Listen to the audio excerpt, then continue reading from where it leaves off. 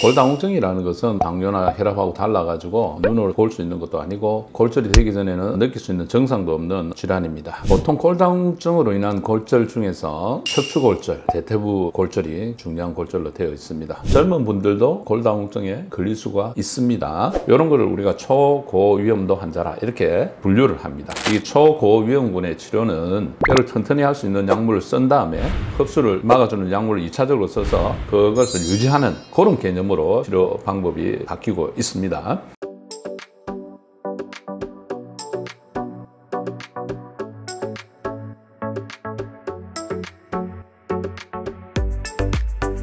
2015년도 대한골다공증학회에서 발표한 골다공증의 생활관리라는 말씀들이 있습니다. 첫째, 골다공증의 예방과 치료에는 생활관리와 약물치료가 있다. 두 번째, 생활관리에는 칼슘, 비타민 D, 일반적인 영양, 금연 및 절주, 운동, 낙상 예방 그런 건 여러 가지 생활관리에 면이 있다 생각을 항상 해주시고, 세 번째, 의사는 다음을 환자에게 권고한다. 이렇게 해서 6가지 항목이 있습니다. 의사가 환자한테 권고해야 될 것, 첫째는 칼슘 섭취를 권장한다. 폐경전 여성 및 50세 이전의 남성은 800에서 1000mg, 폐경 후 여성 및 50세 이상 남성은 1000에서 1200mg 정도의 칼슘을 매일 섭취하는 것을 권장합니다. 비타민 D는 하루에 800 인터내셔널 유니트 이상을 섭취를 하는 걸 권장합니다.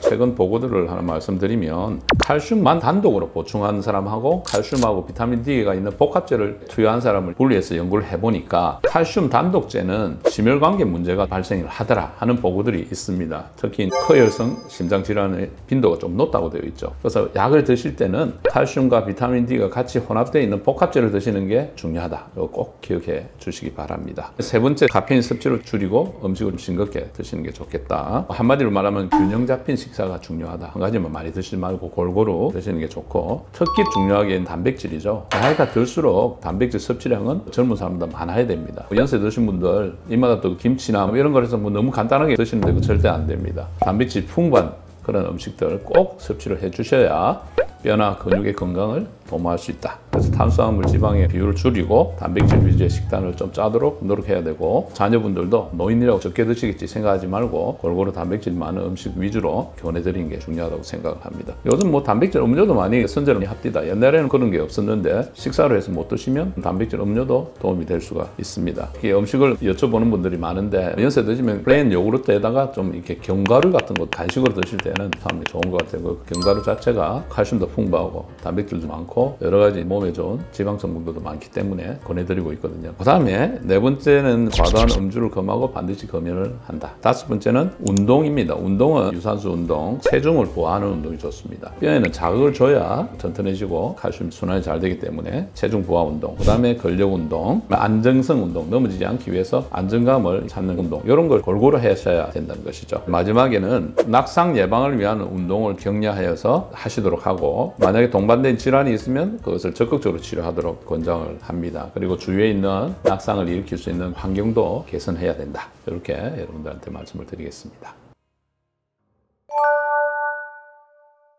골다공증 환자의 운동에 대해서 말씀드리겠습니다. 여러분들 와서 저한테 운동을 어떤 걸 하면 좋겠습니까? 이게 말씀을 많이 하시거든요. 제가 보면 개개인의 상태가 너무너무 다양하기 때문에 뭐라 한 가지 딱 말씀을 드릴 수는 없고, 제가 그분의 상태를 봐서 면담을 한 상태에서 제가 권해드리는 운동 방법들은 있습니다. 그래서 의사 선생님하고 의논해서 하는 게 제일 좋을 것 같고, 일반적으로 권장하는 운동들 말씀을 드릴 테니까 그 운동 중에서 본인한테 적절한 운동을 하시면 좋겠습니다. 뼈를 튼튼히 하는 운동은 체중을 부하시키는 운동이 중요합니다. 체중을 부하하지 않고 하는 수영 같은 거 물론 근육들의 움직임을 위해서 도움은 됩니다만은 체중 부하가 안 되기 때문에 뼈 튼튼히 하는 관점에서는 그렇게 크게 좋은 운동은 아니다. 그 대신에 유산소, 유연성 키우는 운동으로서는 아주 좋죠. 그래서 예를 들면 조깅이나 줄넘기 같은 거 충격을 주면서 웨이트가 가지 않습니까? 그런 거는 틀림없이 도움이 될 거고요. 그 다음에 유산소 운동, 스트레칭 운동, 특히 척추하고 대퇴부 골절이 굉장히 흔하고 중요하기 때문에 척추 근육하고 대퇴부 있는 근육을 강화시키는 운동이 중요하다고 생각을 합니다. 종류별로 간단하게 말씀드리면 엎드려서 몸 상체 일으키는 게 있죠.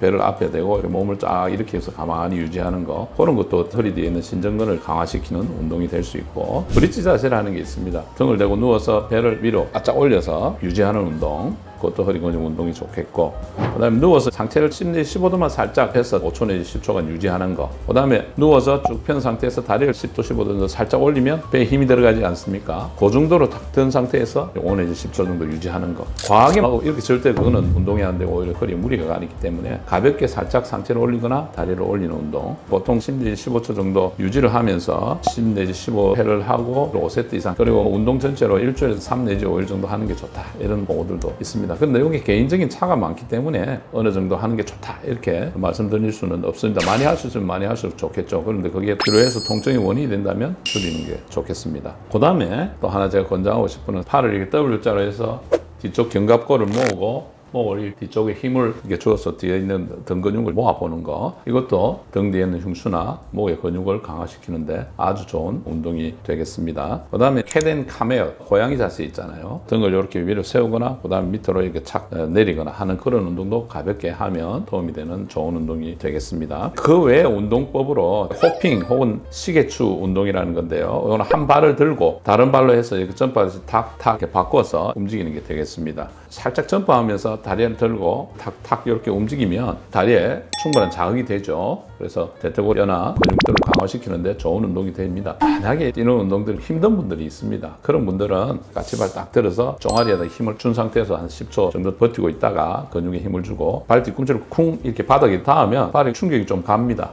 그런 운동들도 다리에 자극을 줄 수 있는 운동이다, 소개를 해드리겠습니다.